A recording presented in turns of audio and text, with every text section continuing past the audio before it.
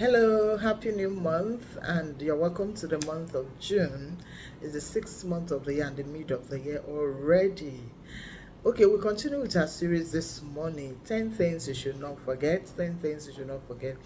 And I think we're in number 9 now, and by next week, by the grace of God, we'll be rounding up this series. So this morning, there's this one I want us to talk about. It might look like, why am I saying it? But it's something that could stop our blessings. So I feel like I should remind us that unforgiveness is something we should not harbor in our heart.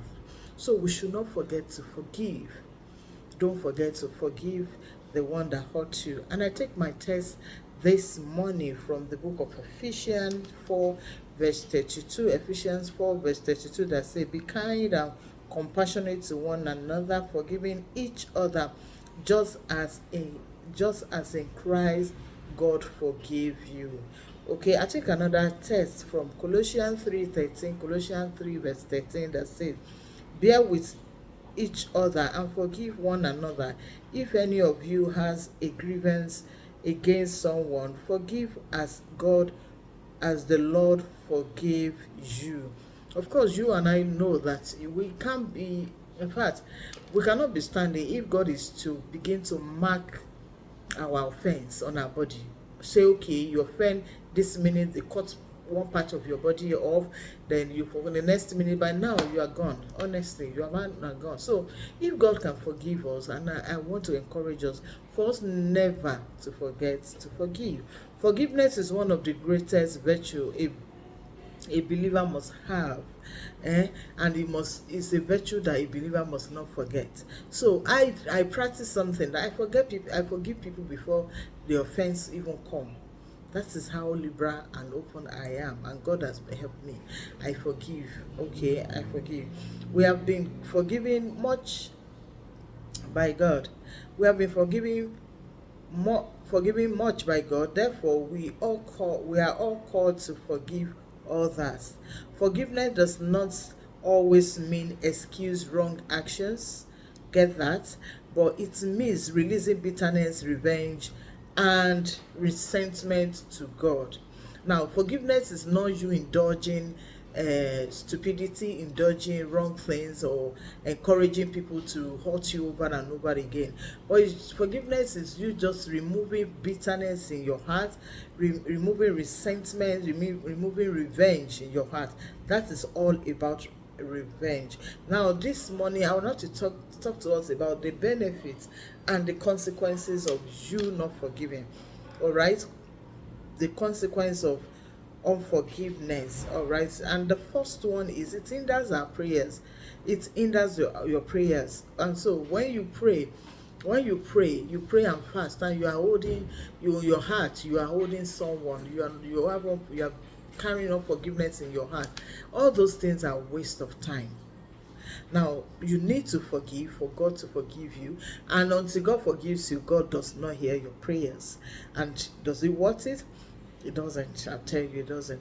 It hinders our relationship with God. God does not see us. God does not see us. No matter how fervent you are in prayer, no matter how spiritual you are in prayer or in life, if you harbor unforgiveness, God does not see you, because God deals with the inner part of us. So it does all the caricature you are putting up. That's not it. It's your heart God deals with. So when God sees unforgiveness in your heart, it creates a barrier. It creates a barrier in your relationship with God. Okay, then it leads to emotional and spiritual bondage. That's the true thing. Bitterness grows like a poisonous root and affects many areas of life. So it puts you in a place whereby you are caged. You are bitter. So even if they say that person you are angry with is the one to help you, you don't want to go there. You are just stagnant. You are not going forward. That is what unforgiveness can do to us. It gives room to enemy. Of course, when you have unforgiveness and God is not seeing you are praying, you are fasting, God is not answering you, then the enemy can creep in. They can just walk into your life and do you harm. So And that is why they said a merry heart does more than medicine. So when you have a cheerful heart, a free heart, a forgiving heart, you are healthy. Okay, that's one of the benefits anyway. Okay, it robs us of the peace and joy. Yes, unforgiveness keep old wound alive and prevent healing. Yes, you're not seeing the unforgiveness in your heart, so you don't give room for healing. So when you are angry with someone, the moment you see that person, or you are carrying offense for that person, for someone, the moment you see that person, your peace eludes you, your peace, your joy is taken away. And meanwhile, the other person might even be having fun and going on, but you are bitter. You see why you should not forget to forgive. Even today, that person in church today, when you see that person, just tell the person, I'm forgiving you, and let it go in your heart. Now, not just saying in minutes when you say, what are the benefits of forgiveness? We receive God's mercy and forgiveness. It says, forgive us our trespasses as we forgive those who trespass. So God does not get to forgive you when you don't forgive others. So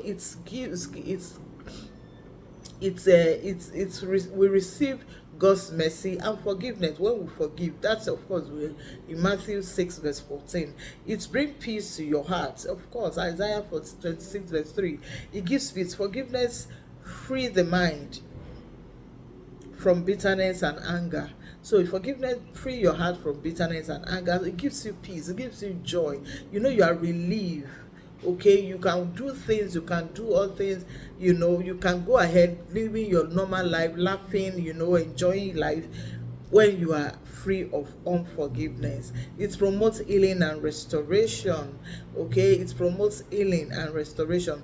It promotes healing because when you are wounded, when you forgive easily, when you let go easily, you heal easily. You heal easily because you forgive. Okay, and that person that hurts you, the next moment you are smiling with that person. That's because you are not harboring any unforgiveness in your heart, so you are easily healed of any wound in your heart. They demonstrate God's like character. So it's you saying, because we have often say that we are the Christ that unbelievers sees. So if we forgive easily, then we are demonstrating Christ like character. Okay, so that's why we're called Christian, Christ-like.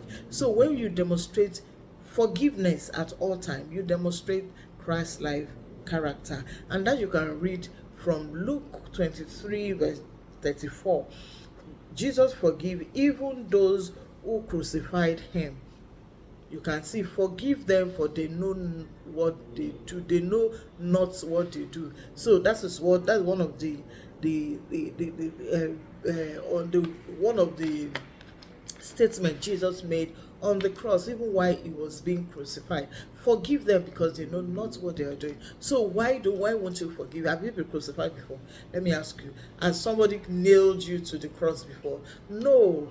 Yes, I know some people must have tear your heart apart, do all manner of things, and you have vowed never to forgive. But this morning I am telling you that you are depriving yourself the blessings of God. So please, I'm begging you, forgive, let go. Never about bitterness, revenge in your heart. Leave all to God and live a normal life so that you live healthy.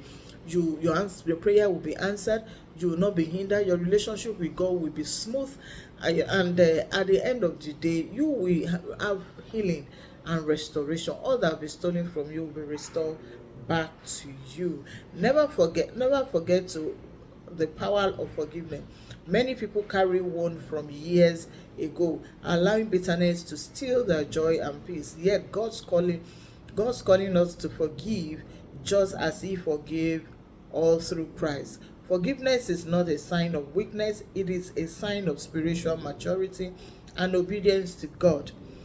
When we forgive, we free ourselves from the prison of resentment and make room for God's healing, peace and blessing. And I pray for you this morning that God will give you heart to forgive.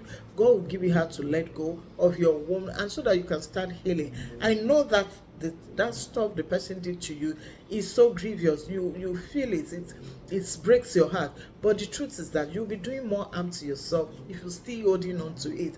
Let go and let God be the judge of the matter. Okay? And until I come your way, where we'll be talking about the last thing you should not forget. Next week, stay blessed, and please this week, forgive that person. God bless you.